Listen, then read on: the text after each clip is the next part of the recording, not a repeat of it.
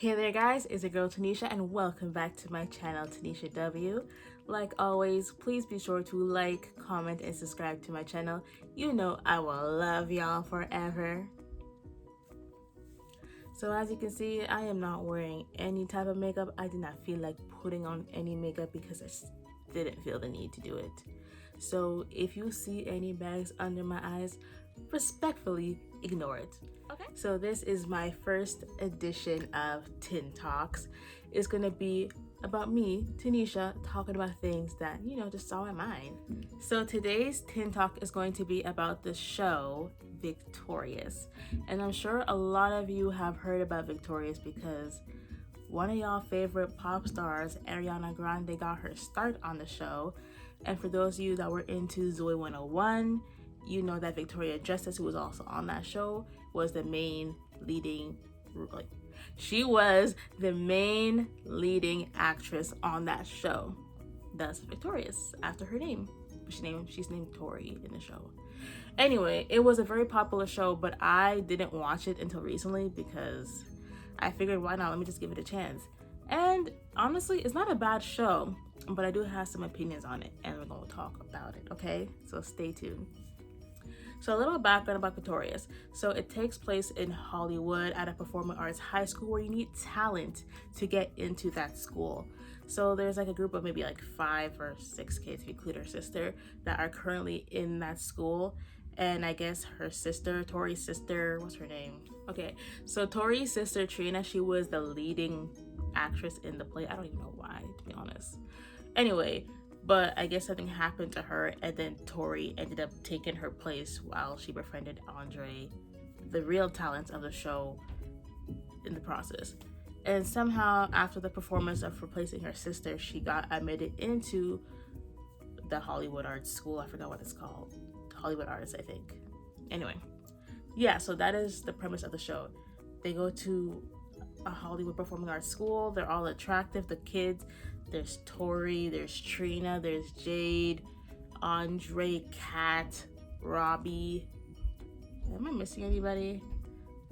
I don't think so. There's Sinjin, but he wasn't the attractive one, so he was just the weird comic relief. So like most of the Nickelodeon shows that were out at that time, like Drake and Josh, iCarly, I guess Zoe 101, there are good aspects to the show. There's good comedy, there's good music. The music was on point, the singing was on point. There's a lot of things that were on point in that show, so I give it props for that.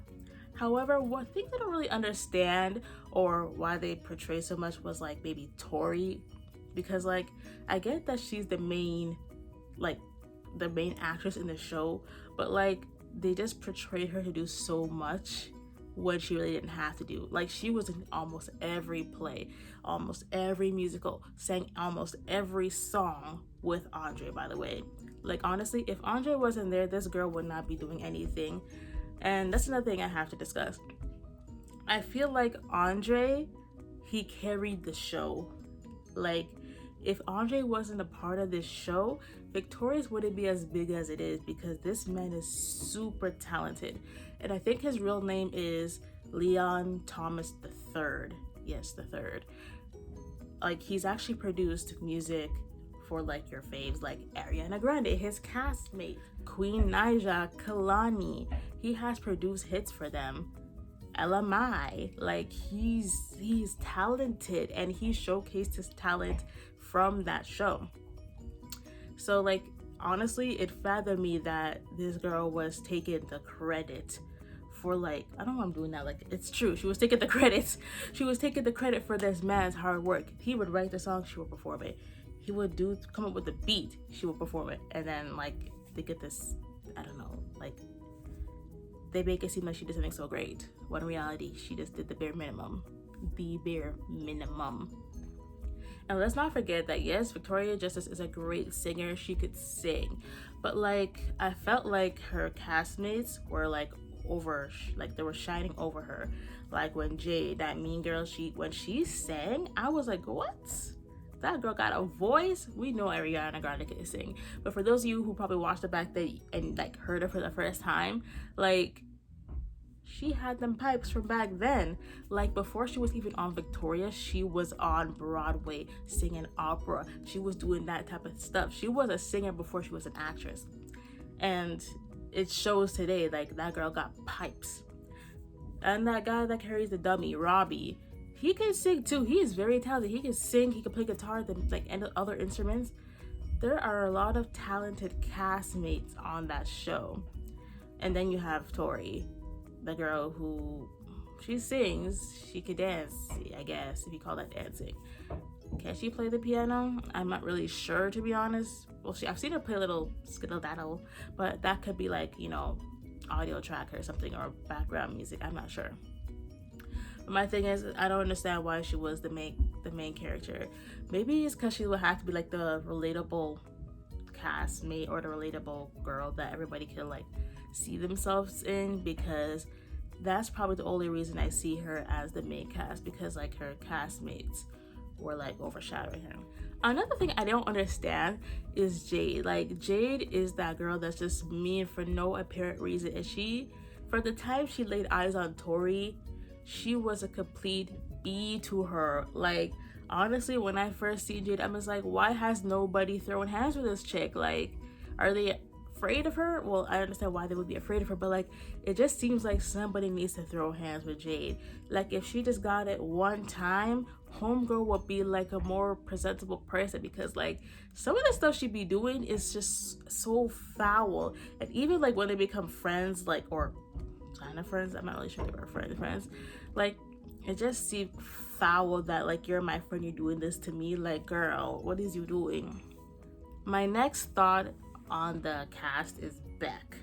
So like, I'm pretty sure you know who Avon Jogia is. He is fine as wine. He is Canadian. He is half Indian, half Spanish. And like, I just feel like the guy was on the show for his looks, because he really had no backstory. We didn't really know much about him besides the fact that he was dating Jade and that he likes toxic women. Because like, it just seems like he wants to be able to like handle somebody out of control, because like he tried to date Tori, but like I don't think she's not enough problem for him. She's not enough drama for him. He likes the challenge. He likes the paid. So that's all I got from Beck, to be honest. Like they said he was in like directing and he directed plays or whatever, but like honestly I don't really see much out of Beck, to be honest. He was just there for his looks. And like the final episode was all about like social medias and followers and like getting more followers, and like all that man is good for is thirst traps. Like he'll be on Nickelodeon, get caught in bare thirst traps. That's all he does, thirst traps and his looks. That's all I gotta say. Okay, now let me get into Kat and Robbie. So like Kat, she's the redhead chick played by Ariana Grande that's pretty much an idiot, if you want to put it lightly. She's an idiot. She's not the smartest tool in the toolbox. Like something ain't right up there. But can she sing her heart up when it comes to it? Yes, she can. Robbie, he also has some issues. He be carrying a puppet named Rex around, and like I don't know if the puppet is just saying what he really wants to say, because like Robbie's nice, but then you have Rex who is just tell it like it is, and he will like intentionally bully himself. So I'm not sure that's a mental thing, but like I like the whole like Robbie Kat dynamic. They're cute, and I guess I'm not sure they really got together in the end, but like there were some cute moments between them.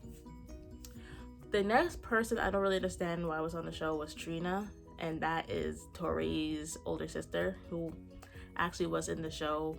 Well, actually was in the school prior to Tori getting in. There was an episode of how she got into the performing arts school, but like, to be honest, I'm not really sure if it was accurate or not, because I don't get it. The girl, she can't really sing at all. She can't dance, she can't act. I'm not sure if it was the whole martial arts thing, because they said something about martial arts and that's how she got in, and she whooped all those teachers like in a 4-on-1 fight. So I'm not sure if that's how she got in, but like she's there for comic relief is what I feel, and she's just man thirsty, boy thirsty. Overall though, the show was really good. I will admit there was some really cringe worthy moments, like the feet thing. There was a lot of weird foot fetishes in the show, and there were a lot of rumors going around about Dan Snyder, the executive producer of multiple Nickelodeon shows, including Victoria's, and how he made his female castmates uncomfortable. So allegedly, I'm gonna say allegedly because, you know, but there's a lot of weird aspects in the show that made me question what the hell is happening in the show. It's kind of weird, like it's off-putting, you know? And you could see like in the cast reaction that it's kind of like they weren't comfortable with it. Even in like the scenes, like when the show was ending, the ending credits, and they had like scenes in like the girls in the bedroom doing scenes. Like there was a scene with Ariana Grande, and she was in the bedroom and she was like trying to drink water upside down. I'm just like, that's kind of weird.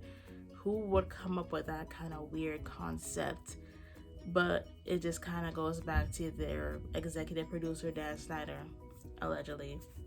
So that was kind of weird. And I was looking at the show sideways because there was a lot of questionable moments, like a lot of them.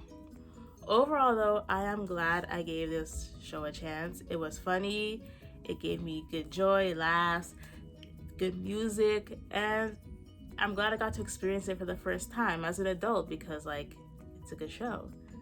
I've actually experienced a lot of shows in my adulthood, which is really sad. Like even the Avatar: The Last Airbender, like I don't think I would have appreciated it as a kid as I do now because it's such a good experience. Anyway, this brings me to the end of my video of 10 Talks, and that was my opinion of Victorious, the show. So yeah, if you like what you hear, or if you want to like engage in conversation, comment down below, guys. I'll be back again next week with another video, so take care, enjoy, and deuces.